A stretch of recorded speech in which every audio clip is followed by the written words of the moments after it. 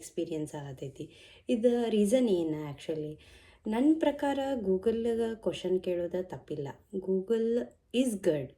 But Google ಎಲ್ಲ life ಎಕ್ಸ್ಪೀರಿಯನ್ಸನ್ನು ಮಕ್ಕಳಿಗೆ ಕೊಡೋಂಗಿಲ್ಲ. ಅದು ಮಕ್ಕಳಿಗೆ ಅವೇರ್ನೆಸ್ ಇರೋಂಗಿಲ್ಲ.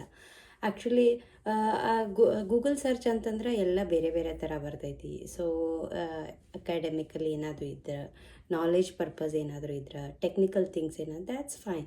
ಬಟ್ ಇವಾಗ ಮಕ್ಳು ಏನೋ ಒಂದು ಎಕ್ಸ್ಪೀರಿಯನ್ಸಿಂದ ಪೇರೆಂಟ್ಸ್ ಹೇಳ್ತಿರ್ತಾರಂದ್ರೆ ಹೋಗಿ ಎಲ್ಲ ಸರ್ಚ್ ಮಾಡ್ಕೊಂಡು ಕೂತ್ಕೊಂಡ್ರೆ ಅವ್ರಿಗೆ ಆ ಅವೇರ್ನೆಸ್ ಇಲ್ಲ. Life experience parents life experience ಹೇಳ್ತಾರೆ. ಆದ್ರೆ ಗೂಗಲ್ ಆಗಲಿ ಸಿರಿ ಆಗಲಿ ನಿಮಗೆ ಡೇಟಾನ ಕಲೆಕ್ಟ್ ಮಾಡ್ಕೊಂಡು ಅದನ್ನು ಆನ್ಸರ್ ಮಾಡ್ತಿರ್ತೈತಿ. ಆದ್ರೆ ಅದು ಯಾವತ್ತೂ ಎಮೋಷ್ನಲ್ ಸಪೋರ್ಟ್ ಕೊಡೋಂಗಿಲ್ಲ.